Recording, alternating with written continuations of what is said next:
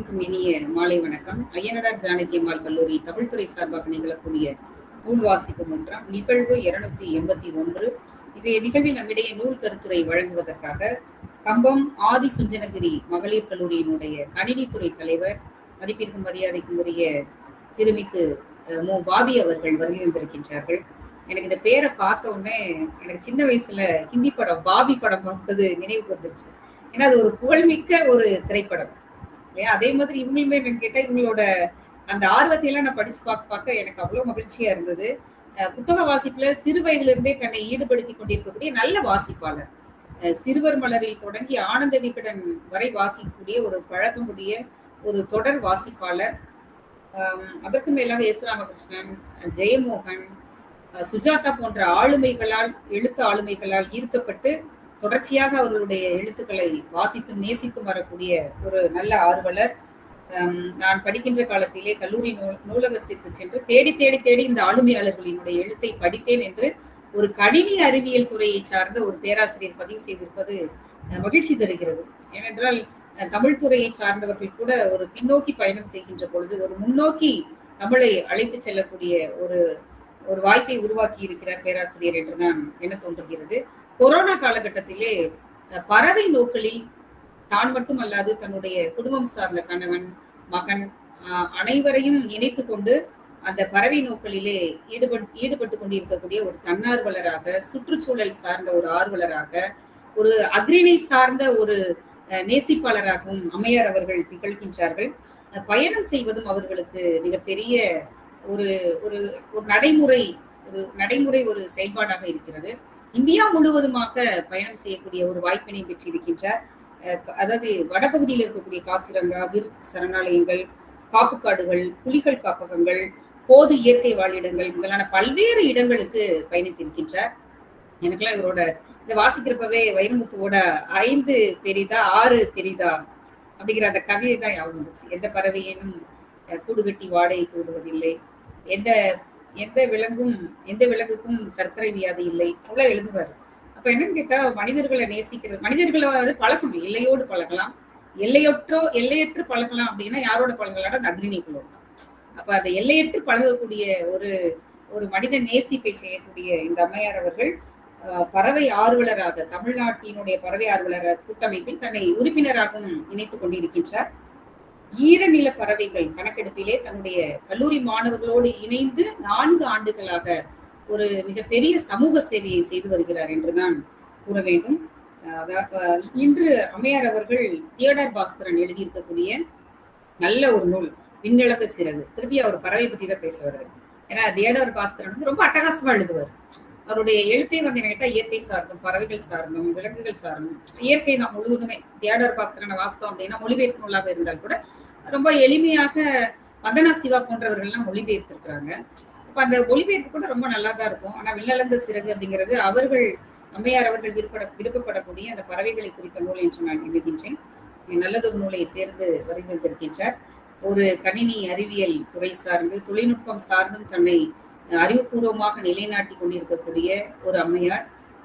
அதோடு மட்டுமல்லாது பயணப்படுவது அப்படிங்கிறது வந்து என்னன்னா ஒரு வாழ்க்கையை எப்படி வாழ்வது அப்படிங்கிறதுக்கான ஒரு இலக்கணமாக இருக்கு. ஏன்னா இன்னைக்கு இருக்கக்கூடிய மன அழுத்தம் அப்படிங்கிறதெல்லாம் நீங்குவதற்கான ஒரு வழிமுறை தான் பயணம். நிறைய பேரை பார்க்கறது, அங்க இருக்கக்கூடிய பழக்க வழக்கங்கள், அங்க இருக்கக்கூடிய பறவைகள், மக்களோட பண்பாடு எல்லாத்தையும் கத்துக்கிறது கூட ஒரு வகையில ஒரு அறிவு தான். அறிவை தேடி தேடி பயணிப்பதும், பறவைகளை தேடி தேடி பயணிப்பதும், தன்னுடைய வாழ்க்கையை புதுப்பித்துக் கொள்வதற்கான ஒரு களமாக அவர்கள் தேர்ந்தெடுத்து பயணிப்பது மகிழ்ச்சி தருகிறது. இன்று நம் அவைக்கு அவர்கள் வருகை வந்து நல்லதொரு நூலை தேர்ந்து வருகை வந்து பேச வருகின்றதற்கு நாங்கள் மிகவும் மகிழ்ச்சியோடு உங்களை அறிமுகம் செய்கிறோம். அம்மா வருக, உங்கள் உரையிற்கு நன்றி. நன்றிங்கம்மா. தொடக்க உரை வழங்கி சிறப்பித்த அருள்மொழி அம்மா அவர்களுக்கு நன்றி. இப்பொழுது நூல் கருத்துரைக்கான நேரம். தியோடர் பாஸ்கரன் அவர்கள் எழுதியுள்ள விண்ணளந்த சிறகு என்ற நூல் குறித்து பேசுவதற்கு கம்பம் ஸ்ரீ ஆதி சுஞ்சனகிரி மகளிர் கல்லூரியின் கணினி அறிவியல் துறை தலைவர் திருமதி மு பாபி அவர்களை அன்போடு அழைக்கின்றேன். வணக்கம் சார். ஐயனார் ஜானகி அம்மாள் கல்லூரி தமிழ்துறைக்கு எனது வாழ்த்துக்கள், நன்றியும். ஒரு அருமையான அறிமுக உரை கொடுத்த அருள்மொழி அம்மா அவர்களுக்கு நன்றி. இன்னைக்கு நான் இங்க பேச போற அந்த புத்தகத்தோட தலைப்பு அப்படிங்கிறது விண்ணளந்த சிறகு. நல்ல ஒரு அறிமுகம் கொடுத்துட்டாங்க. தியோடர் பாஸ்கரன் அப்படிங்கிறவரை பத்தின ஒரு நல்ல ஒரு அறிமுகம். ஸோ இவர் வந்து காட்டுயிர் சம்பந்தமான ஒரு இயற்கை ஆர்வலர். நிறைய புத்தகங்கள் எழுதியிருக்கிறாரு. எனக்கு இவரோட அறிமுகம், அதாவது இவரை பத்தி தெரிய வந்தது இப்ப சமீப காலமா தான். நான் பயணம் அப்படின்னு சொல்றதுனால எஸ்ராவோட புத்தகங்களை மட்டுமே திருப்பி திருப்பி திருப்பி படிக்கக்கூடிய ஒரு ஆளு. ஸோ பயண கட்டுரைகள் மட்டுமே ரொம்ப விரும்பி படிக்கக்கூடிய ஒரு ஆளா இருந்தவங்க இப்ப இந்த இயற்கை சார்ந்து படிக்கணும் அப்படின்னு சொல்லும்போது இவரோட புக்கை ஃபர்ஸ்ட் எனக்கு ரெஃபர் பண்ணாங்க என்னோட நண்பர்கள் குழுல. அப்பதான் இந்த புத்தகம் அப்படிங்கிறது அதாவது இந்து தமிழ் திசை அதுல வந்த கட்டுரைகளோட ஒரு தொகுப்பு தான். அதுல ஐயா வந்து வானகமே இளவையிலே மரச்சரிவே அப்படின்ற ஒரு தலைப்புல எழுதின ஒரு 35 கட்டுரைகளோட தொகுப்பு தான் இந்த புத்தகம். இந்த புத்தகத்தை 35 கட்டுரைகள் அப்படின்னு சொல்லும்போது ஒவ்வொரு கட்டுரையுமே வந்து அவர் ஒரு 5 தலைப்புல வந்து பிரிச்சு எழுதியிருக்கிறாரு.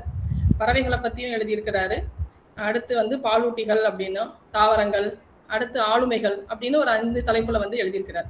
நான் பறவைகள் புத்தகமா இருக்கும் அப்படின்னு நினைச்சுதான் இந்த புக்கை முதல்ல வாங்கி நான் படிச்சது. அம்மா சொன்ன மாதிரி இது அது சம்பந்தமான புக்கா தான் இருக்கும் அப்படின்னு தான் நான் ஃபர்ஸ்ட் எடுத்து அதை படிக்க ஆரம்பிச்சேன். ஆனா காட்டுயிர் அப்படின்னு சொல்லும்போது ஒரு புல் பூண்டுல இருந்து பெரிய விலங்கான யானை வரைக்கும் எல்லாத்த பத்தியுமே இந்த கட்டுரையில அவர் எழுதியிருக்கிறார். ஸோ ஒவ்வொன்றுமே படிக்கும்போது ஒரு பேராசிரியரா நம்ம ஒவ்வொரு கட்டுரையை வச்சு 1 மணி நேரம் கிளாஸ் எடுக்கிற அளவுக்கு அந்த புக்ல கண்டென்ட் இருக்கு. ஸோ அந்த அளவுக்கு நிறைய விஷயங்கள் தெரிஞ்சுக்கிற மாதிரி இருந்தது. அதனால ஒரு நாளைக்கு ஒரு கட்டுரை அப்படிதான் படிக்க முடியும். அதை பத்தி படிச்சு நல்லா இருக்கே, இது என்ன இருக்கும், இப்படியெல்லாம் இருக்குமா அப்படின்னு தெரிஞ்சுக்கிற மாதிரியான விஷயமா தான் இருந்தது. நான் எதிர்பார்த்த அளவுக்கு முதல்ல பறவைகள் அப்படின்னு எழுதி இருந்தாலும் பறவைகளை பத்தி நமக்கு ஓரளவுக்கு எல்லாருக்கும் தெரிஞ்சிருக்கும். ஆனா அதுல வந்து எப்படி அது வேறுபடுது, அதாவது அது கூட்டுல வாழ்றது, அந்த கூடுகள் அப்படின்னு சொல்லும்போது மரப்பொந்துல வாழக்கூடிய பறவைகள் எத்தனை இருக்கு, அதுக்கப்புறம் மண்ணுல வாழக்கூடிய பறவைகள், மண்ணுல குழிப்பறிச்சு அதுல வந்து முட்டை போட்டு வாழக்கூடிய பறவைகள், அடுத்து தரையில இருக்கிறது, மரத்துல வந்து துளைகள் போட்டு அதுக்குள்ள இருக்கக்கூடியது, ஆல்ரெடி இருக்கிற பொந்துல இருக்கிறவங்க அப்படிங்கிறது வேற, துளை போட்டு ஒரு பொந்தை உருவாக்கி அதுல வாழக்கூடியவைகள், களிமண்களால கூடு கட்டி அதுல வாழக்கூடிய பறவைகள், அப்புறம் நமக்கு எல்லாம் தெரிஞ்ச அந்த தூக்குநாங்குருவி கூடு, இந்த மாதிரியான ஒவ்வொரு பறவைகளை பத்தியும் நிறைய விஷயங்களை இந்த புத்தகத்துல பதிவு பண்ணியிருக்கிறாங்க. அடுத்து முக்கியமா நமக்கு தெரிஞ்சுக்க வேண்டிய விஷயம் அப்படின்றது என்னன்னா, இந்த வேடந்தாங்கல்னு நம்ம படிப்போம். பறவைகள் அப்படின்னாவே நமக்கு தெரிஞ்ச சரணாலயம் வேடந்தாங்கல். அதுல வரக்கூடிய ஒரு விஷயம் என்னன்னா, வெளிநாட்டு பறவைகள் வந்துருச்சு அப்படின்னு தான் நமக்கு டிவி நியூஸ்ல ஃபுல்லா நமக்கு கொடுக்கக்கூடிய விஷயங்கள். ஆனா ஐயா என்ன சொல்றாங்க அப்படின்னா, வெளிநாட்டு பறவைகள் வேடந்தாங்கலுக்கு வர்றதே கிடையாது. வேடந்தாங்கல் இருக்கக்கூடிய பறவைகள் எல்லாமே இந்திய பறவைகள் தான். அதாவது வெளிநாடுகள்ல பனி பிரதேசங்கள்ல வாழக்கூடிய பறவைகள் இந்தியாவுக்கு வருது அப்படின்னா அது அங்க உணவு கிடைக்காது, பனி மூடி இருக்கும், அந்த உணவு தேடிதான் இந்தியாவுக்கு வருதே தவிர இங்க வந்து அது வந்து முட்டை போட்டு குஞ்சு பொறிச்சு இனப்பெருக்கம் செஞ்சுட்டு போற பறவைகள் கிடையாது அப்படிங்கிற ஒரு முக்கியமான விஷயத்த இதுல பதிவு பண்ணியிருக்கிறாங்க. இது நிறைய பேருக்கு, நம்ம வீட்டுல இருக்க குழந்தைகள்ல இருந்து நிறைய பேர்களுக்கு தெரியாத ஒரு விஷயம். நம்மளும் அந்த தவறான புரிதலோட தான் இருக்கோம். இப்படிதான் இருக்கு வெளிநாட்டு பறவைகள் அப்படின்னு நினைக்கிறோம். நம்ம ஊர் பறவைகளை வந்து நம்மளோட வீட்டுல இருக்க குழந்தைகளுக்கு நம்ம அறிமுகப்படுத்துறதே கிடையாது. நம்ம வீட்டுக்கு வரக்கூடிய ஒரு சின்ன பறவையான தேன்சிட்டு அப்படின்னா தேன்சிட்டுன்னு யாருக்குமே தெரியாது. ஹம்மிங் பேர்ட் அப்படின்னா குழந்தைங்களுக்கு எல்லாம் தெரியும். ஸோ அவங்க வந்து ஹம்மிங் பேர்ட் அப்படிங்கிறத வந்து எப்படி தெரிஞ்சுக்கிறாங்கன்னு தெரியல. ஆனா இந்த தேன்சிட்டு அப்படிங்கிற பறவை தெரியறது இல்லை. ஸோ இந்த மாதிரி நம்ம ஊர்களில் இருக்கக்கூடிய இயற்கை சார்ந்த விஷயங்களை நம்ம குழந்தைகளுக்கு சின்ன வயசுல இருந்தே சொல்லி கொடுக்கும்போது நிறைய வந்து அந்த சுற்றுச்சூழலை பற்றிய ஒரு புரிதல் உருவாகும் அப்படின்னு சொல்லியிருக்கிறாங்க. அதே மாதிரி அன்னம் அப்படிங்கிறத பத்தியும் நம்ம சங்க இலக்கியத்துல இருந்து எல்லாமே சொல்றோம். ஸோ அன்னம் அப்படின்னு ஒரு பறவை வந்து நம்ம ஸ்வான் அப்படின்றதான சொல்றோம். அதுவுமே ஒரு தமிழ்நாட்டு பறவையே கிடையாது. அது வந்து வலசை வரக்கூடிய ஒரு வாத்து இனம் அப்படிங்கிறதையும் அதுல சொல்லியிருக்கிறார். ஸோ பட்டைத்தலை வாத்து அப்படின்றது இமயமலைக்கு மேலேயே பறந்து வரக்கூடிய ஒரு வாத்து, அங்கிருந்து வர்ற வாத்து, அதுதான் வந்து அன்னமா வந்து எழுதியிருப்பாங்க அப்படிங்கிறது இவரோட ஒரு எண்ணம் அப்படிங்கிறத பத்தி சொல்லியிருக்கிறாங்க. அதுக்கப்புறம் வந்து முக்கியமான ஒரு விஷயம் என்ன சொல்றாங்கன்னா, நம்ம வந்து இயற்கை மேல நமக்கு ஆர்வம் இருக்கு, நம்ம வந்து உயிர்களிடத்துல ரொம்ப ஆர்வமா இருக்கும் அப்படிங்கிறத வந்து இப்ப வீட்டுல நாய் பூனை வளர்க்கறது அப்படிங்கிறது சரி. ஆனா பறவைகளை வந்து கூண்டில் அடைச்சு வளர்க்கறது அப்படிங்கிறத வந்து அதை வந்து நம்ம என்ன பண்ணக்கூடாது, வரவேற்க கூடாது. அதை வந்து நம்ம குழந்தைங்களுக்காக அதை பத்தி செய்யக்கூடாது அப்படிங்கிற மாதிரி அவர் சொல்றாரு. அதாவது எந்த அளவுக்கு வந்து அந்த பெட் ட்ரேடிங் அப்படின்ற ஒரு வேர்ட்ஸ். அந்த பெட் ட்ரேட் அப்படிங்கிறது வந்து எதனால அப்படின்னா, அந்த மாதிரி பெட்ஸா வளர்க்கக்கூடிய பறவைகள் இயற்கையான்ற ஒரு வாழிடத்தையே இழந்துட்டாங்க. அவங்க வந்து இயற்கையில இல்லவே கிடையாது. அது அவங்க வந்து எப்பயுமே கூண்டுல மட்டும்தான் இருக்கே தவிர, அந்த பறவைகள் நேச்சரா இயற்கையில இல்லவே இல்லை. அவங்களோட இனப்பெருக்கம் எல்லாமே அழிஞ்சு போயிடுச்சு அப்படிங்கிறத வந்து அவங்க தெரிவிச்சிருக்காங்க. அதனால வந்து நம்ம வந்து குழந்தைகளுக்கும் நம்ம வந்து ஒரு பறவையை வந்து கூண்டுல அடைச்சு வளர்க்கறது, அதை வந்து வந்து நம்ம அதாவது என்கரேஜ் பண்ணக்கூடாது. அடுத்து இன்னொரு விஷயம், நம்ம வந்து நிறைய இடங்களுக்கு செல்லும் போது அங்கேயும் என்ன பண்றாங்க அப்படின்னா, கிளிகளை வந்து தோல்ல வச்சு போட்டோ எடுக்கிறது, கையில வச்சுக்கிறது அப்படிலாம் பண்றாங்க இல்லையா. அந்த கிளிகள் அப்படிங்கிறதும் நம்ம ஊர் கிளிகளே கிடையாது. அதுவுமே வந்து ஃபுல்லாவே ஆஸ்திரேலியால இருக்கிறது. அங்க வந்து மக்காவ் அப்படிங்கிறது நார்மலா நம்ம ஊர்ல இருக்க காக்கா மைனா மாதிரி பறக்கக்கூடிய கிளிகளை இங்க எடுத்துட்டு வந்து அதை வச்சு அவங்க என்ன பண்றாங்கன்னா பிசினஸ் பண்றாங்க. ஸோ பறவைகளை பார்க்கறது குழந்தைகளுக்கு பிடிக்குது அப்படிங்கிறோம் நினைக்கிறோம். பட் அந்த பறவைகளை பொறுத்த வரைக்கும் அது வந்து கூண்டுல இருக்கிற ஒரு பறவைகள் தான். அதனால நம்ம வந்து நம்ம ஊர்ல இருக்கிறது அந்த வெள்ளை கலர்ல பெரிய காக்டெயில் பேர்டுன்னு ஒன்று இருக்கும், மக்காவ் அப்படின்லாம் இருக்கும். நம்ம அதை நினைப்போம், நம்ம போய் போட்டோ எடுத்து அதை வந்து என்னது வலைதளங்கள் சோசியல் மீடியால போடுறது வந்து பெரிய விஷயம் அப்படின்னு ரொம்ப சந்தோஷமான விஷயமா நினைக்கிறோம். பட் அது வந்து இயற்கை சார்ந்த விஷயங்கள் கிடையாது. இயற்கையை நேசிக்கிறவங்க அந்த மாதிரி விஷயங்கள்ல பண்ண வேண்டாம், அது வந்து அவங்கள வந்து நம்ம என்கரேஜ் பண்ணக்கூடாது அப்படிங்கிற மாதிரி சொல்லியிருக்கிறாங்க. அடுத்து அவங்க சொல்ல விஷயம் எனக்கு ரொம்ப இன்ட்ரெஸ்டிங்கா இருந்தது. ரொம்ப படிச்சுட்டு ரொம்ப நேரம் அதை பத்தியே நான் யோசிச்சுக்கிட்டு இருந்த விஷயம் என்ன அப்படின்னா, நம்ம அடிக்கடி நியூஸ்ல பார்த்துருப்போம் எறும்பு திண்ணி, அதை பத்தி. ஸோ எறும்பு திண்ணின்னு ஒன்று இருக்கு அப்படிங்கிறது மட்டும்தான் நமக்கு தெரியும். ஆனா எறும்பு திண்ணி அப்படிங்கிறதும் வந்து ஒரு நம்ம நட்சத்திர ஆமைகளை வந்து கடத்துறாங்க, கள்ள சந்தையில விற்கிறாங்க அப்படின்னு சொல்றோம் இல்லையா. அதே மாதிரிதான் இந்த எறும்பு திண்ணியையும் வந்து ரொம்ப அழிந்து வரக்கூடிய ஒரு உயிரினம் அப்படின்னு சொல்லியிருக்கிறார். ஏன்னா இப்ப வந்து எப்படி வந்து நம்ம இந்தியால வந்து போதை மருந்து சந்தை அப்படின்னு ஒரு பெரிய பணம் புரளக்கூடிய ஒரு சந்தையா இருக்கும், அதே மாதிரி காட்டுயிர் கள்ள சந்தை அப்படின்னு சொல்றேன். அது ரொம்ப ரொம்ப ரொம்ப பெரிய ஒரு சந்தையா இருக்கு, அதிகமான பணம் புரளக்கூடிய இடமா இருக்கு. அதுக்கு நிறைய பேர் அதை பத்தின ஒரு அவேர்னஸ் இல்லாம அதுல ஈடுபடுறாங்க அப்படின்னு சொல்றாரு. அப்ப அந்த எறும்பு திண்ணி அப்படிங்கிறது எப்படி வந்து பறவைகள் வந்து பூச்சிகளை சாப்பிட்டு அதோட வந்து அதை ரொம்ப கட்டுப்பாட்டுல வைக்கிறதுக்கு உதவுது அப்படின்னு சொல்லுமோ, அதே மாதிரிதான் எறும்பு திண்ணி அப்படிங்கிறதும். ஆனா அந்த எறும்பு திண்ணிங்கிறது ரொம்ப ரொம்ப அழிவுல இருக்கக்கூடிய ஒரு விலங்காயிடுச்சு. அதுக்கு வந்து தமிழ்ல அலங்கு அப்படின்னு ஒரு பேர் இருக்குன்னு சொல்லியிருக்காங்க. அது நம்ம இலக்கியத்துல இருக்கு அப்படின்னு. அதாவது இந்த புத்தகத்தை பொறுத்த வரைக்கும் ஒவ்வொரு கட்டுரையிலையும் அது எதுல இருந்து அந்த கட்டுரைக்கான ரெஃபரன்ஸ் எடுத்திருக்காரு அப்படிங்கிறதும், அது சங்க இலக்கியத்துல எந்த பாட்டுல இருக்கு. இப்ப நீங்க நான் தமிழ் பேராசிரியர் வந்தா ஒவ்வொன்றையும் மென்ஷன் பண்ணி மனப்பாடமா நான் சொல்ல முடிஞ்சிருக்கும். எனக்கு அந்த அளவுக்கு அந்த ஒவ்வொரு செய்யுளையும் வந்து என்னால சொல்ல முடியல. பட் இந்த புக்கை நீங்க படிச்சீங்க அப்படின்னா அது என்ன இலக்கியத்துல இருந்து சொல்லியிருக்காங்க அப்படிங்கிறது தெரியும். ஒவ்வொன்றுக்குமே ஒவ்வொரு மேற்கோள் அவர் கரெக்டா காமிச்சிருக்காரு. அப்ப அந்த அலங்கு அப்படிங்கிற ஒரு எறும்பு திணிய இப்ப இருக்கிற குழந்தைங்களுக்கு நம்மளால காமிக்க முடியாது. நம்ம யூடியூப்ல வேணா காமிக்கலாம். ஏன்னா ஜூலையும் அதை வைக்க முடியாதுன்னு எழுதியிருந்தாரு. ஏன் ஜூல கூட பார்த்தது இல்லையே அப்படின்னு சொல்லும்போது அதுக்கு என்ன காரணம் சொல்றாரு அப்படின்னா, கிலோ கணக்குல எறும்புக்கும் கரையானுக்கும் எங்க போறது, அதை வளர்க்கணும்னா இப்ப ஒரு சிங்கத்தை அடைச்சு வளர்த்துறோம், ஒரு புளிய வந்து ஒரு ஜூல வச்சிருக்கலாம், ஆனா எறும்பு திணிய வைக்க முடியாது. ஏன்னா அவ்வளோ கரையானுக்கும் எறும்புக்கும் எப்படி போறது, அதனாலதான் அலங்கு வந்து சரணாலயங்கள்ல வைக்க முடியல அப்படின்னு அவர் எழுதியிருக்காரு. இது ரொம்ப யோசிக்கக்கூடிய விஷயங்களா இருந்துச்சு. நம்ம வந்து நார்மலா பேசும்போது சொல்லுவோம் யானையை கட்டி தீனி போடுற மாதிரி அப்படின்னு. அப்ப அவ்வளவு பெரிய யானையவே வச்சு பாதுகாக்க முடியுது. ஆனா இந்த மாதிரியான ஒரு விலங்குகளை வந்து பாதுகாக்கிறதுக்கு நிறைய மெனக்கெடல் வேண்டி இருக்கு. ஆனா அதை ஈஸியா வந்து என்ன செஞ்சிடறாங்கன்னா கடத்தி அழிக்கிறது, அதோட அந்த செதில் வந்து ரொம்ப ரொம்ப விலை மதிப்புரியது அப்படின்னு சொல்றாங்க. அந்த அலங்கை வந்து தொட்ட உடனே உருண்டையா வந்து பந்து மாதிரி ஆயிருமா. அப்ப அது ஈஸியா போய் ஒரு சாக்குக்குள்ள போட்டு தூக்கிட்டு போயிட முடியும். அந்த அலங்கை வந்து எந்த ஒரு மிருகத்தாலையும் சாப்பிட முடியாது. அது அதுவாவே வயசாகி இறந்தா மட்டும்தான். அதனால அதுக்கு அழிவுங்கிறது கிடையாது. ஆனா இங்க நம்ம மக்கள் தான், மனிதர்கள் தான் வந்து அந்த அலங்கை வந்து ரொம்ப வந்து ஒரு அச்சுறுத்தலுக்கு உள்ளாக்குறாங்க. அதை வந்து எடுக்கிறது வந்து தூக்கிட்டு போறது ஈஸியான ஒரு விஷயமா இருக்கனால அதை சீக்கிரமா கள்ள சந்தையில விற்கிறாங்க அப்படின்னு எழுதியிருந்தார். இதை படிச்சுட்டு ஒரு 2 நாளைக்கு இதையே யோசிச்சுக்கிட்டே இருந்துட்டு இருக்கிற மாதிரியான ஒரு விஷயமா இருந்தது. அடுத்து நம்ம சினிமா பாக்குறப்ப நம்ம ஆஸ்கார் படத்தை பத்தி சொல்லுவோம், ஆஸ்கார் அவார்டு வாங்கியிருக்கு அப்படின்னு. ஆனா சுற்றுச்சூழலுக்காக கிரீன் ஆஸ்கார் அப்படின்னு ஒரு விஷயம் இருக்குன்னு எனக்கு இந்த புக்கை படிக்கும் போதுதான் எனக்கு தெரியும். ஸோ அதுக்கு சம்பந்தமான படங்கள் வரும்போது அந்த படங்களுக்கு கிரீன் ஆஸ்கார் அப்படின்னு அவார்டு கொடுக்குறாங்க. ஸோ அந்த மாதிரி நிறைய கிரீன் ஆஸ்கார் வாங்கின படத்தை பத்தி நிறைய கட்டுரைகள்ல எழுதியிருக்காங்க. அதுக்காக எடுக்கப்பட்ட படங்களும் அதுக்கு மெனக்கிடல்களும் எவ்வளவு இருந்திருக்கும். இப்ப சென்னாயை பத்தின ஒரு படம் எடுத்திருக்காங்க, த பேக் அப்படின்னு ஒரு படம். அந்த படத்துக்கு கிரீன் ஆஸ்கார் கிடைச்சிருக்கு. ஸோ இதெல்லாம் படிக்கும்போது நம்மளும் கட்டாயம் அந்த படம் யூடியூப்ல இருக்கும், நம்ம எடுத்து பார்க்கணும் அப்படிங்கிற மாதிரியான எண்ணம் வரும். நம்ம டிவி பார்க்குற காலங்களில் நேஷனல் ஜியோகிராஃபி அப்புறம் டிஸ்கவரி சேனல்லாம் அதிகமாக பார்த்துருப்போம். இப்போ இருக்கிற குழந்தைகள் டிவியில் போடுறத பார்க்கறது இல்லை. அவங்களுக்கு என்ன தேவையோ அதை யூடியூப்லேருந்து எடுத்து பார்த்துக்கிறாங்க. ஆனால் அதுக்கு பின்னாடி நடக்கிற விஷயங்கள், அந்த படத்தை எவ்வளோ கஷ்டப்பட்டு எடுத்திருப்பாங்க. ஒரு டாக்குமெண்ட்ரி ஃபிலிம் அப்படின்றது ரொம்ப ரொம்ப சாதாரணமாக எடுக்கக்கூடிய படம் கிடையாது. அதுக்கு என்ன மெனக்கெடல் இருக்கும் அப்படிங்கிறதையும் இந்த புத்தகத்தில் ரொம்ப தெளிவாக சொல்லியிருக்கிறாங்க. அதாவது நம்ம நார்மலா பார்க்கக்கூடிய ஒரு படங்களுக்கு இயக்குனர் யாரு அப்படின்னு சொல்லுவோம் இல்லையா. ஆனா இந்த மாதிரி காட்டுயிர் சம்பந்தமாக எடுக்கக்கூடிய ஒரு டாக்குமெண்ட்ரி ஃபிலிமுக்கு கடவுள் தான் இயக்குனர் அப்படின்னு அவர் சொல்லியிருக்காரு.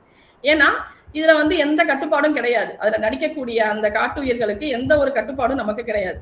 நம்ம அதை ஒண்ணுமே பண்ண முடியாது. அது என்ன செய்யுதோ அதோட வாழ்விடத்திலேயே போய் காத்திருந்து அதை நம்ம எடுக்கணும். நம்ம சொல்றோமா ஓடி வராது, நம்ம சொல்லும் போது நிக்காது, எதுவுமே பண்ண முடியாது. அதனால அது ரொம்ப ரொம்ப ஒரு கஷ்டமான ஒரு வேலை அப்படின்னு அவரு குறிப்பிட்டிருக்காரு. அடுத்து முக்கியமா யானைகளை பத்தி. யானைகள் அப்படின்னும் போது ரொம்ப ஆர்வமா எல்லாருமே அதை பார்க்கவும் ஆசைப்படுவோம், தெரிஞ்சுக்கவும் ஆசைப்படுவோம்.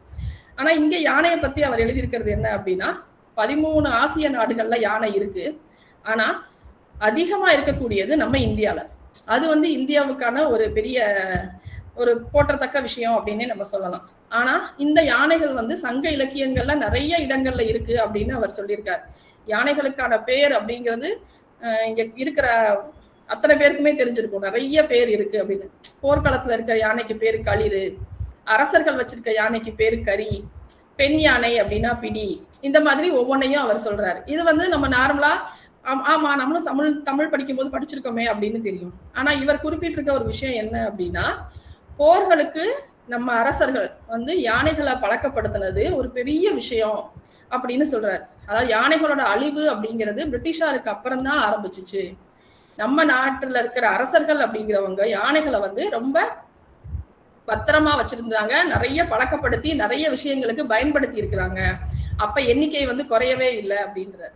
அதே மாதிரி யானைகளை எப்படி பழக்கப்படுத்துறாங்க அப்படின்னா, இனப்பெருக்க அடிப்படையில. அதாவது ஒரு யானை இப்ப நம்ம ஆல்ரெடி யானைப்படையில இருக்கிற யானைகள் குட்டி போட்டுச்சுன்னா அந்த யானை அடுத்த யானைப்படையில இருக்கும். நம்ம சொல்லுவோம் இல்லையா, போர் வீரர்கள் அப்பா வீரரா இருப்பாரு, பையனும் போர் வீரரா இருப்பாரு அப்படின்னு. அந்த மாதிரி யானைகள்ல கிடையாது அப்படின்றாரு. ஏன்னா ஒரு யானை வளர்றதுக்கு 20 வருஷம் ஆகும். அது வரைக்கும் ராஜாக்களால காத்திருக்க முடியாது.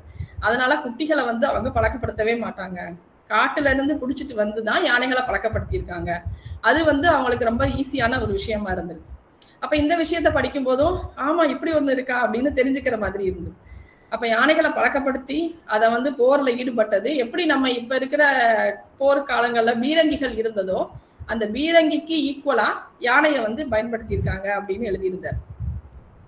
அதே மாதிரி சங்க இலக்கியங்கள்ல காட்டுயிர்கள்ல இருந்த காட்டுயிர்கள், சங்க இலக்கியங்கள்னு கிடையாது, நம்ம ஊர்ல இருக்கிற காட்டுயிர்களுக்கு எல்லாத்துக்குமே ஒரே ஒரு சொல்லதான் பேர் இருக்குமா.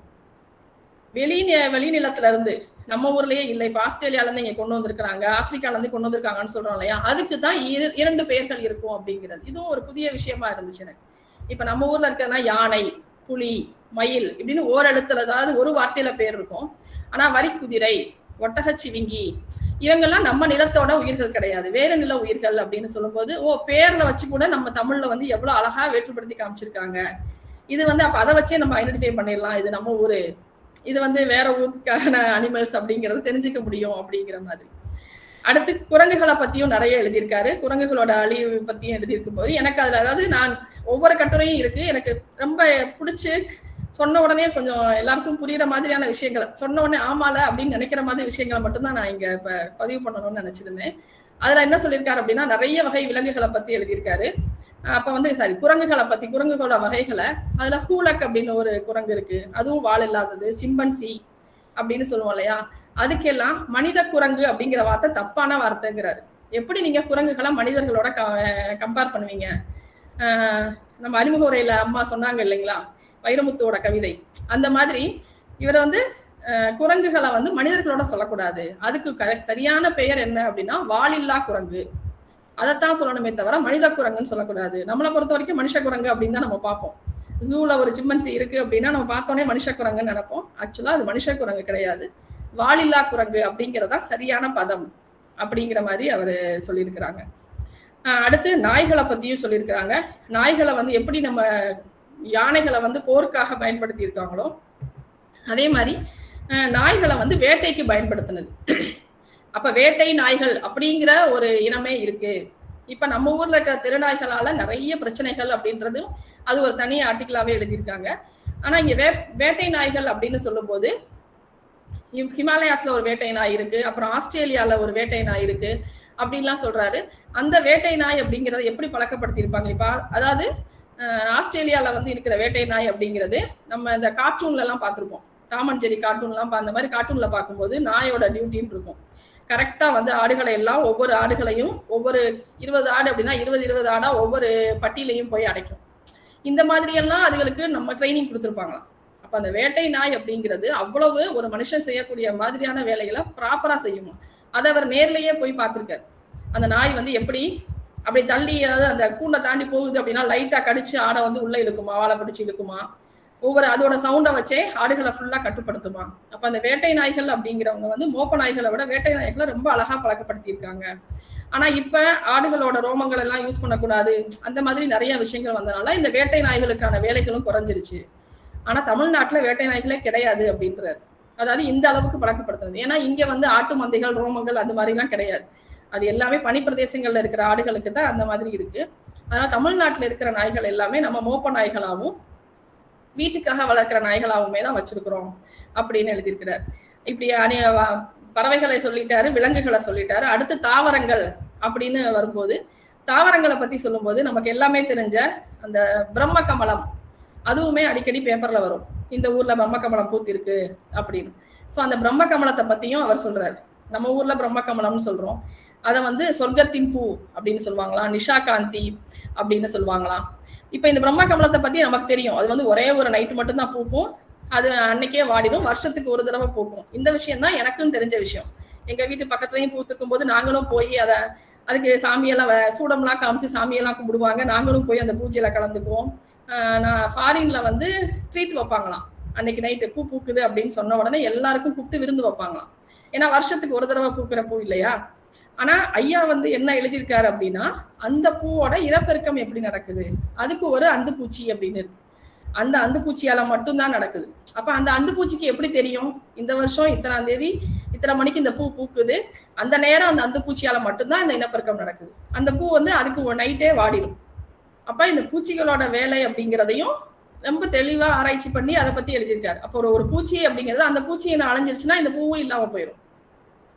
அப்ப வந்து ஒவ்வொரு சிற்றுயிர்களுக்கும் எந்த மாதிரியான அறிவுகள்லாம் இருக்கு, எப்படி வந்து அந்த இயற்கை வந்து படைச்சிருக்கு, இயற்கையில எல்லா விஷயங்களுக்குமே ஒரு காரணம் இருக்கு அப்படிங்கிறதையும் அந்த அந்துப்பூச்சியை பத்தியும் படத்தோட அந்த ஆர்டிக்கிள்ல எழுதியிருக்கிறாங்க. ஸோ அதாவது நாம எல்லாரும் தூங்கிக்கிட்டு இருக்கோம்னு நினைக்கிறோம், அப்ப வெளியே ஒரு உலகமே இயங்கிக்கிட்டு இருக்கு, பூச்சிகளோடதும் பூக்களோடதும் எல்லா உலகமுமே இறங்கிக்கிட்டு இருக்கு அப்படிங்கிறதையும் ஒன்னு கொடுத்திருந்தாரு. அதுக்கப்புறம் இன்னொரு நம்ம பிரமிச்சு, அதாவது பிரமிச்சுன்னு சொல்றதை விட இந்த மாதிரி ஒரு அறிவே இல்லாம இருந்திருக்கோமே நம்ம அப்படின்னு நினைச்ச விஷயம் என்ன அப்படின்னா, அவர் வந்து இந்த தேயிலை தோட்டங்களை பத்தி எழுதியிருந்தார். என்ன அப்படின்னு சொன்னோம்னா, நம்ம இப்ப வால்பாறை மூணாரெல்லாம் போனோம்னா பார்த்தோன்னே ஆஹா எவ்வளவு அழகா இருக்கு, கண்ணுக்கு குளிர்ச்சியா இருக்குன்னு தேயிலை தோட்டங்களை நம்ம வந்து சந்தோஷப்படுறோம். ஆனா அவர் என்ன சொல்றாரு, அங்க இருக்கக்கூடிய குறிஞ்சி பூ பூக்கக்கூடியது, வரையாடுகள் வாழக்கூடிய அந்த வாழிடங்களை எல்லாம் அழிச்சுதான் தேயிலை தோட்டங்களை கொண்டு வந்திருக்காங்க. அதுக்கு வந்து ஒரு வார்த்தையில வந்து அவர் எழுதியிருப்பார்.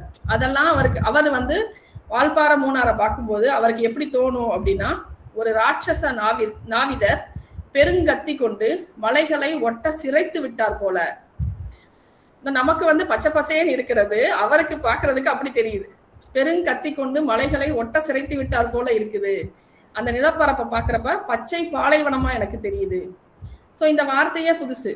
பாலைவனம் அப்படிங்கிறது நமக்கு எப்படி நினைப்போம், இவர் பச்சை பாலைவனம் அப்படின்னு சொல்றாரு. ஏன்னா அதுல இருக்கக்கூடிய காட்டுயிர்களுக்கும் நுண்ணுயிர்களுக்கும் அந்த வாழ்விடங்களை நம்ம அழிச்சு அதை பண்ணியிருக்கிறோம் அப்படிங்கிறது.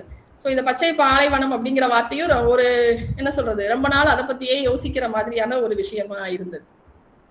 அடுத்து நிறைய ஆளுமைகளை பத்தி எழுதியிருக்காரு. இந்த காட்டுயிர்களுக்கு சம்பந்தமா அதை பத்தின ஆராய்ச்சியில இருந்திருக்கிற வெளிநாட்டுல வாழ்ற அறிவியலாளர்களாக இருக்கட்டும், நம்ம ஊர்ல இருக்கிற அறிவியலாளர்கள் அப்படின்னு நிறைய பேரை பத்தி எழுதியிருக்காரு. அதுல ஒரு 2 பேரை மட்டும் நான் சொல்றேன். ஒருத்தர் வந்து சேகர் தாத்தாத்ரி அப்படின்ற ஒரு ஆவணப்பட இயக்குனர். அவர் வந்து ஆவணப்பட இயக்குனர் வந்து நிறைய ஆவணங்கள் படங்களை இயக்கியிருக்காரு. அவரையும் தான் நம்ம, அதாவது இப்ப நேஷனல் ஜியோகிராஃபில நம்ம பாக்குறோம் அப்படின்னா, இந்தியாவில இருக்கிற நிறைய டாக்குமெண்ட்ரி பாக்குறோம்னா அது அவரோட எடுத்த படமா தான் இருக்கும் அப்படிங்கிறத ஒண்ணு சொல்லியிருக்கிறாரு. அதுக்கப்புறம் வந்து இயான் லாக்வுட் அப்படின்னு ஒருத்தர். நான் இந்த புக்கு படிச்ச உடனே ஃபர்ஸ்ட் எடுத்த ஒரு சாப்டர் அப்படின்னா அதுதான் முருகனின் மலைகள் அப்படின்னு ஒரு சாப்டர் இருந்தது. என்னடா முருகனின் மலைகளா அப்படின்னு முத அதைத்தான் எடுத்து பார்த்தேன். அது யார் அப்படின்னா அந்த இயான் லாக்வுட் அப்படிங்கிறவரு நம்ம பழனி, கொடைக்கானல் இந்த மலைகளை ஃபுல்லாவே ஆராய்ச்சி பண்ணி நிறைய போட்டோகிராஃப், அதாவது எல்லாமே வந்து பிளாக் அண்ட் ஒயிட்ல கருப்பு வெள்ளை படங்களா எடுத்து அவர் வந்து அதை ஒரு கண்காட்சியா நடத்தியிருக்காரு. ஸோ அதை பத்தி அவர் நிறைய எழுதியிருக்காரு. இப்ப வந்து நம்ம எல்லாருக்குமே போட்டோங்கிறது ரொம்ப ரொம்ப சாதாரண விஷயம் ஆயிடுச்சு. 100 போட்டோ கூட எடுக்க முடியும் நம்ம. ஆனா அந்த பிலிம் ரோல் யூஸ் பண்ணும்போது அவங்க போய் காடுகள்ல அந்த படங்களை எடுக்கிறதுக்கு எவ்வளவு மணிக்கு நேரம் செலவழிச்சிருப்பாங்க, எவ்வளவு பணம் செலவழிச்சிருப்பாங்க. அப்ப வந்து சாதாரண ஒரு போட்டோன்றது அதை டெவலப் பண்ணி கொண்டு வர அளவுக்கு பெரிய விஷயம். இதை பத்தி எல்லாம் ரொம்ப தெளிவா ரொம்ப விரிவா வந்து எழுதியிருக்காங்க. அந்த லாக்வுட் அப்படிங்கிறவர் எப்படி படம் எடுத்தாரு, எப்படி அதை கத்துக்கிட்டாரு போட்டோகிராஃபியா அப்படிங்கிறத நிறைய எழுதியிருக்காரு. அடுத்து நம்ம ஊர்ல கோயம்புத்தூர்ல இருக்கக்கூடிய ஜெயராமன் அப்படின்னு ஒருத்தரை பத்தி எழுதியிருக்காங்க. ஸோ அவர் வந்து ஒரு பூச்சியியல் ஆராய்ச்சியாளர். அவரோட பூச்சியியல் படங்கள் வந்து ரொம்ப ரொம்ப எல்லாராலையும் அவரோட கட்டுரைகளை வந்து அத்தனை பேருமே நிறைய வாசிச்சிருக்காங்க. அதாவது பன்னாட்டு அளவுல பெரும் பெயர் பெற்றவர் அப்படின்னு எழுதியிருக்காங்க. ஸோ நம்ம ஊர்லயும் இவ்வளவு பெரிய ஆராய்ச்சியாளர் இருக்கார், நமக்கு அது தெரியலையே அப்படிங்கிற மாதிரி இருந்துச்சு. நம்ம கோயம்புத்தூர் அக்ரிகல்ச்சர் காலேஜ் போனோம்னா இன்செக்ட் மியூசியம் அப்படின்னு இருக்கு. நிறைய பேர் அதுக்கெல்லாம் போக மாட்டாங்க. ஆனா அந்த இன்செக்ட் மியூசியம் வந்து இவர் ஜெயராமன் எடுத்த அந்த புகைப்படங்களை வச்சுதான் கொண்டு வந்திருக்காங்க அப்படின்னு. நம்ம ஸ்கூல்ல வந்து சயின்ஸ் படிக்கும் போது படிச்சிருப்போம். ஒவ்வொரு கெமிக்கலுக்கும் ஒவ்வொரு பிளான்ட்டுக்கும் பேர் வைக்கும் போது அறிவியல் பெயர்கள்னு வைப்பாங்க இல்லைங்களா? ஸோ அந்த அறிவியல் பெயர்களை அதை கண்டுபிடிச்ச அறிஞர்களோட பெயரை வச்சுதான் வச்சிருப்பாங்க. பென்சிலின் அப்படின்லாம் நம்ம படிச்சிருப்போம். இங்க வந்து நம்ம இவர் கோயம்புத்தூரை சேர்ந்த ஜெயராமன் அவருக்காக அவர் கண்டுபிடிச்ச ஒரு தவளைக்கும் சிலந்திக்கும் அந்த ஜெயராமனோட பேரை வச்சிருக்காங்க. இது ஒரு புதிய விஷயமா இந்த புக்கு படிக்கும் போது தெரிஞ்சிச்சு. அந்த பேர் எனக்கு டக்குன்னு சொல்ல வரல.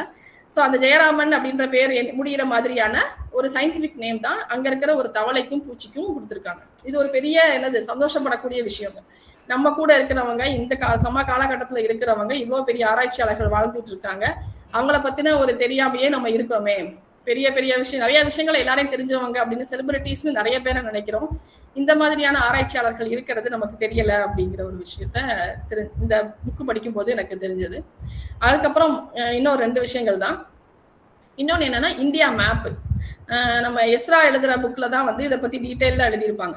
எஸ் ராமகிருஷ்ணன் வந்து மேப்புக்கு வந்து நில அளவைங்கிறதுக்கு பிரிட்டிஷர் எவ்வளவு மெனக்கிட்டாங்க அப்படிங்கிறத பத்தி நிறைய எழுதியிருந்தாங்க. அதே விஷயங்களை இங்க ஐயாவும் கொடுத்துருக்காங்க. அதாவது லாம்டன், வில்லியம் லாம்டமும் ஜார்ஜ் எவரெஸ்ட் அப்படிங்கிறவங்களும் என்ன பண்ணியிருக்காங்க, எவ்வளவு கஷ்டப்பட்டிருக்காங்க. அவங்க யூஸ் பண்ண அந்த கருவிக்கு பேர் வந்து தியோடலைட் அப்படின்ற ஒரு இன்ஸ்ட்ருமெண்ட் தான் யூஸ் பண்ணி அவர் அளந்திருக்காரு. ஸோ அந்த லாம்டன் அப்படிங்கிறவன் தமிழ்நாட்டில இருந்து அந்த நில அளவை தமிழ்நாடோட மேப் வரைகிறதுல இருந்து அவர் வந்து அதில் இன்வால்வ் ஆயிருக்காருன்னு. அதுல வந்து அதை பிரமிக்கிற விஷயம் என்ன அப்படின்னா, அந்த தியோடலைட் அப்படின்ற அந்த இன்ஸ்ட்ருமெண்ட் வந்து 500 கிலோமா, 1/2 டன் இருக்கும். அப்ப நம்ம எப்படி இப்போ கம்ப்யூட்டர்ஸ் எங்களோட சொல்லும் போது இப்ப இருக்கிற மொபைல் போன் அப்படின்னு வந்துருச்சு. ஆனா ஃபர்ஸ்ட் இருந்த கம்ப்யூட்டர் வந்து ஒரு ரூம் அளவுக்கு இருக்கும் அப்படின்னு தான் நாங்க கிளாஸ் எடுக்கும் போது சொல்லுவோம்.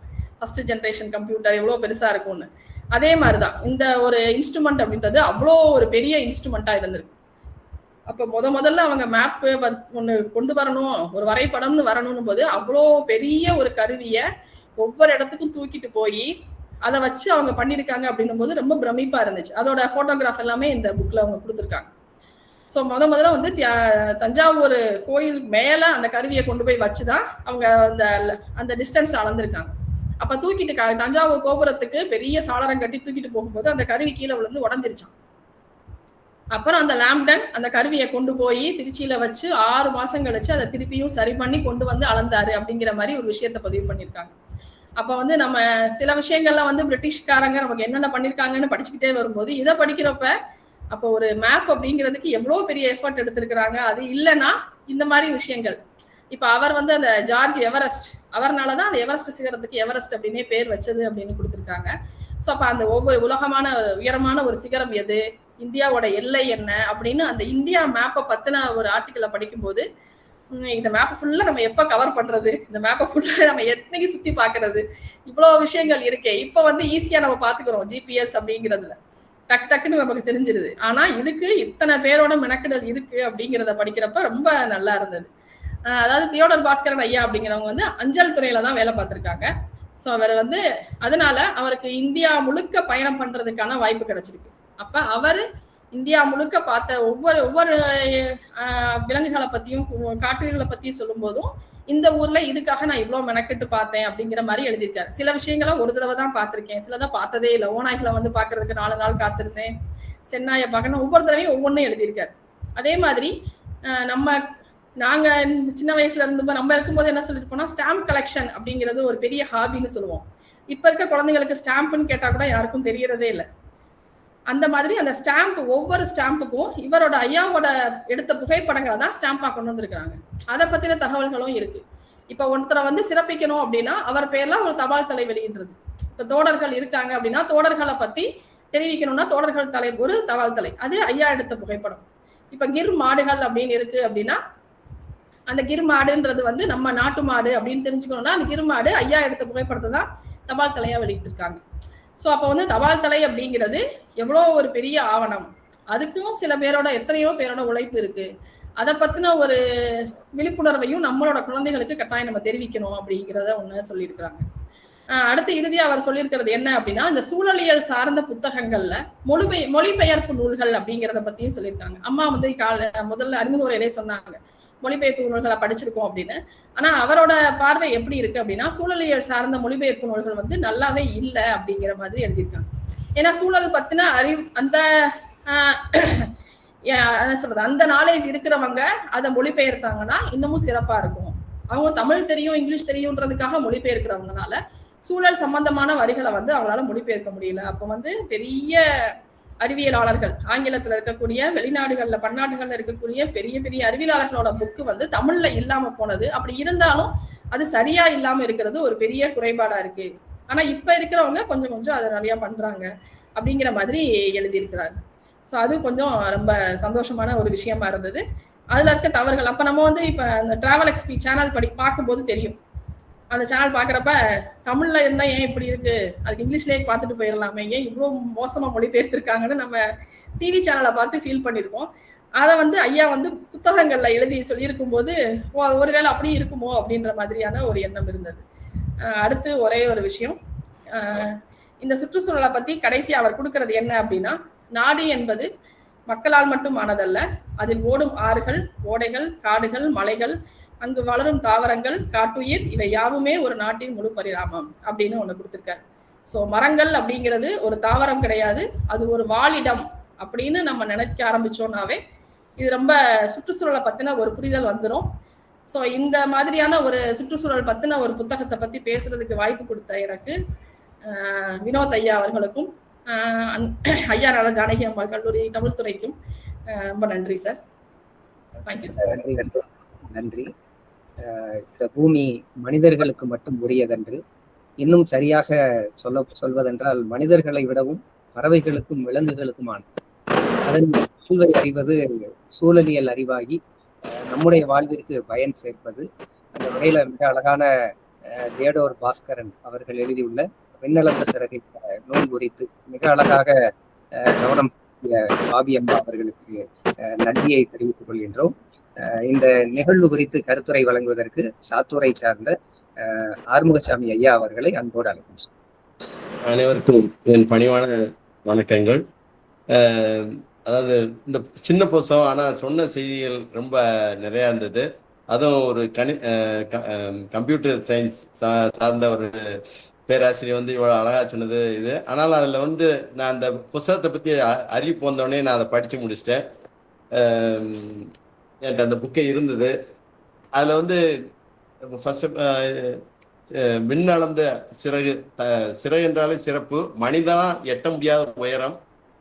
ஒரு படத்துல கூட ஒரு பாட்டு, ஒரு இறைவனின் கலைநயம், இயற்கையின் அதிசயம், வானமெங்கும் கவிதை எழுதி பார்க்கும் பறவைன்னு. இதுல 1-2 விஷயங்கள் மட்டும் விட்டுருங்க, அதை மட்டும் சொல்ல நினைக்கிறேன். அதாவது வேற ஒண்ணும் இல்ல, ஒரு ஆண் குயில வந்து ஒரு காக்கா துரத்துமா. ஏன்னு கேட்டா பெண் குயில் போய் காக்காயோட கூட்டுல போய் முட்டை போட்டுருமா அந்த நேரத்துல. இப்படி அந்த ஒரு சின்ன சின்ன விலங்குகள் கூட ஒரு திட்டமிட்டு எல்லாம் செய்யறது வந்து ஆச்சரியமானது. அதே மாதிரி தூக்கணாங்குருவி கூடு அழகா கட்டும். அதெல்லாம் வந்து எந்த இன்ஜினியரிங் காலேஜ்ல போய் பாடம் படிச்சதுன்னு தெரியல, அவ்வளவு அழகா கூடு கட்டும். அப்ப ஆனா அதுல வந்து இந்த மின்மினி பூச்சிகளை கொண்டு போய் வைக்கும்னு சொல்றாங்க. அது வந்து கதைகள். இந்த மாதிரி விலங்குகளை பற்றி நிறைய கதைகள் வந்துதான் அந்த இனங்களே அழிந்து போறதுக்குரிய காரணமான்னு சொல்றாங்க. இன்னொன்னு என்ன கேட்டா, பூச்சிக்கொல்லிகள்னால இது பறவைகளுடைய இனப்பெருக்கங்கள் தடுக்கப்படுகிறது. அதே மாதிரி செல்போன் டவர்னால சிட்டுக்குருவி இனமே முற்றிலும் அழிந்து விடக்கூடிய நிலையில் இருக்கிறது.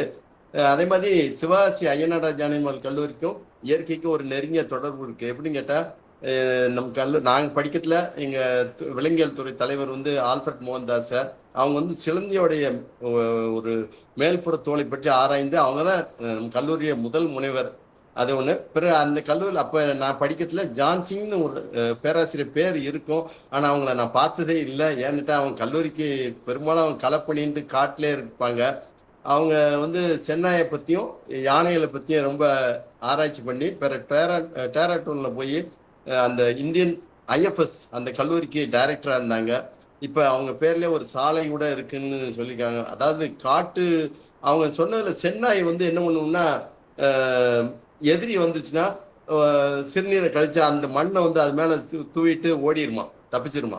இதே வந்து யானை டாக்டர்ல வந்து இவர் ஜெயமோகன் சாரும் அதை இது பண்ணியிருந்தாங்க. என்ன கேட்டா, ஒரு 10 சென்னாய் வந்து ராத்திரி அந்த யானை டாக்டர் தேடி வருமா. தேடி வரும்போது ஒரு சென்னாய்க்கு மட்டும் அடிபட்டுக்குமா, இவர் போய் இது பண்ணாராம். அப்ப இவரா சொல்றாரு, இவர் சொல்றாங்க என்ன கேட்டா, அந்த கூட்டத்தோட தலைவரா இருக்கும், ஆனா இந்த காயம்பட்ட அப்புறம் அந்த தலைவர் பதவி அதை விட்டுட்டு அதுக்கு வேற இது சென்னாயை தேர்ந்தெடுத்துருவாங்கன்னு சொல்லியிருந்தாங்க.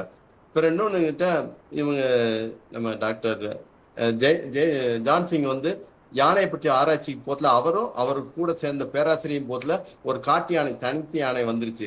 வந்தோடனே இவங்க ஒரு இடத்துல ஒரு ஜான்சிங் சார் கொஞ்சம் விளையிட்டாங்க. அந்த சார் வந்து அந்த இடத்தையே சர்க்கிளான ஒரு இடத்த சுத்திக்கிட்டே வந்திருக்காங்க.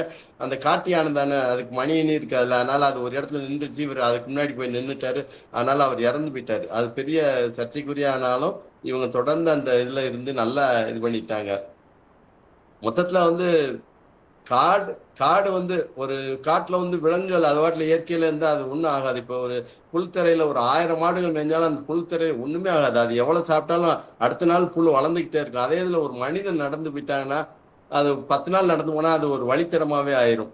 ஆனால் நம்ம வந்து இயற்கையை வந்து தொடர்ந்து பாதுகாத்துக்கிட்டே வரணும். அது இல்லாதனாலதான் யானைகள் ஊருக்குள்ள வர்றது இந்த மாதிரி நிறைய இருக்கு. எனக்கு இந்த வாய்ப்பை வழங்கிய தமிழ்துறை தலைவர் அருள்மொழி அம்மாவுக்கும் டாக்டர் வினோத் ஐயாவுக்கும் ரொம்ப நன்றி. நான் இந்த நிகழ்வுல 13வது நிகழ்வுல பேசினேன். இப்ப 282வது நிகழ்வுல கருத்துரை சொல்ல எனக்கு வாய்ப்பு வழங்கப்பட்டிருக்கு. நன்றி, வணக்கம். நன்றி ஐயா. கருத்துரை வழங்கிய ஆறுமுகசாமி ஐயா அவர்களுக்கு நன்றி. நிறைவாக நன்றி உரை வழங்குவதற்கு தமிழ்துறை உதவி பேராசிரியர் சிவஞானம் அவர்களை அன்போடு அழைக்கிறேன். அனைவருக்கும் வணக்கம். சிவகாசி ஐயனாடார் ஜானகியம்மாள் கல்லூரியில் தமிழ்துறை சார்பாக நிகழும் பன்னாட்டளவிலான நூல் வாசிப்பு முற்றம் நிகழ்வு 282. இந்நிகழ்வினை நாங்கள் தொடர்ந்து நடத்துவதற்கு அனுமதி அளித்த எம் கல்லூரி தாளாளர், முதல்வர் உள்ளிட்ட பெருந்தகைக்கு நன்றி. தொடக்க உரையாற்றி சிறப்பு விருந்தினரை அறிமுகம் செய்த முதுகலை தமிழ்துறை தலைவர் முனைவர் அருள்மொழி அம்மா அவர்களுக்கு நன்றி. இளநிலை தமிழ்துறை தலைவர் முனைவர் சந்திரகுமார் ஐயா அவர்களுக்கு நன்றி. இன்றைய நூல் கருத்துரையாளராக நம்மிடையே கம்பம் ஸ்ரீ ஆதி சுஞ்சனகிரி மகளிர் கல்லூரியில் கணினி அறிவியல் துறை தலைவர் திருமதி மு. பாபி அவர்கள் தியோடார் பாஸ்கரன் எழுதிய விண்ணளந்த சிறகு என்னும் நூல் குறித்து சிறப்புரையாற்றினார். ஆசிரியர் குறிப்போடு தொடங்கியமை, பறவைகளின் வாழ்விடங்கள் பற்றிய கருத்துக்களை எடுத்துரைத்தமை, வெளிநாட்டு பறவைகள் வேடந்தாங்களுக்கு வருவதே கிடையாது என்றமை, நம்ம நாட்டு பறவைகளை அறிந்து கொள்ளாமை, அன்னம் பற்றிய செய்திகளை கூறியமை, கூட்டில் அடைபட்டு கிடக்கும் பறவைகள் இயற்கையான வாழ்வியலை இழக்கும் சூழலை எடுத்துரைத்தமை, இயற்கைக்கு புறனான செயல்பாடுகளில் ஈடுபடக்கூடாது என்றமை, அழிந்து வரும் உயிரினமாக எறும்பு திண்ணியை கருதியமை, எறும்பு திண்ணிக்கு அலங்கு என்று பெயரிட்டமை, சுற்றுச்சூழலுக்காக கிரீன் ஆஸ்கார் விருது பெற்ற படங்களை கூறியமை, காட்டுயிர் தொடர்பான படங்களுக்கு இயக்குனராக கடவுளை கருதியமை, 13 ஆசிய நாடுகளில் யானைகள் வாழ்வதாகவும் அதில் முதலிடம் இந்தியா என்றமை, பீரங்கிக்கு இணையாக யானைகளை பழக்கப்படுத்தும் முறைகளை எடுத்துரைத்தமை, பெயர் வைத்து எந்த நாடு என கண்டறியும் திறன், மனிதர்களை குரங்குகளோடு ஒப்பிடக்கூடாது என்றமை, வேட்டை நாய்களை பழக்கப்படுத்திய முறைகளை கூறியமை, அந்துப்பூச்சியின் விளைவால் பூக்கும் பிரம்ம கமலம் பற்றி எடுத்துரைத்தமை, தேயிலை தோட்டத்தை பச்சை பாலைவனமாக ஆசிரியர் கருதியமை, சேகர் தாத்தாத்ரி, லியோன் லாக்வுட், ஜெயராம் போன்ற அறிவியல் ஆளுமையாளர்களின் பங்களிப்பினை கூறியமை, லாம்டனின் முயற்சியால் உருவான இந்திய வரைபடம் குறித்த கருத்துக்களை எடுத்துரைத்தமை, பல நாள் காத்திருப்பின் விளைவாக உருவான அரிய படைப்பாக இந்நூலை கருதியமை, சூழலியல் சார்ந்த மொழிபெயர்ப்புகள் பெரிய தாக்கங்களை ஏற்படுத்தவில்லை என்று எண்ணியமை, நாடு என்பது இயற்கையை மையமிட்டது என்று கூறி இந்நூலில் இடம்பெற்றுள்ள செய்திகளை சிறப்பாகவும் திறம்படவும் எடுத்து கூறி உரையாற்றிய அம்மா அவர்களுக்கு நன்றி. இந்நிகழ்வு குறித்து கருத்துரை வழங்கிய திரு ஆறுமுகசாமி ஐயா அவர்களுக்கு நன்றி. தொடர்ந்து நூல் வாசிப்பு முற்ற நிகழ்ச்சியில் பயணிக்கின்ற மலேசியாவைச் சேர்ந்த முனைவர் அருள்நாதன், முனைவர் குணச்சலன் சுப்பிரமணியன், திரு மேகவரன் ஜெகதீசன், சிங்கப்பூரைச் சேர்ந்த முனைவர் ரத்தின வெங்கடேசன், திரு கோவிந்தராஜன், திரு ராமசாமி. இந்நிகழ்வில் இணைந்துள்ள உள்நாடு மற்றும் வெளிநாடு வாழ் தமிழ் ஆர்வலர்கள், பேராசிரியர்கள், ஆய்வு மாணவர்கள் உள்ளிட்ட அனைவருக்கும் நன்றி. ஆடுகளைத்தான் பலியிடுவார்களே தவிர சிங்கங்களை அல்ல. நீங்கள் சிங்கங்களாக மாற புத்தகங்களை வாசியுங்கள் என்னும் சிந்தனை வரிகளோடு மீண்டும் அடுத்த நூல் வாசிப்பு முற்றத்தில் நல்லதொரு நூறு சந்திப்போம். நன்றி. நன்றி.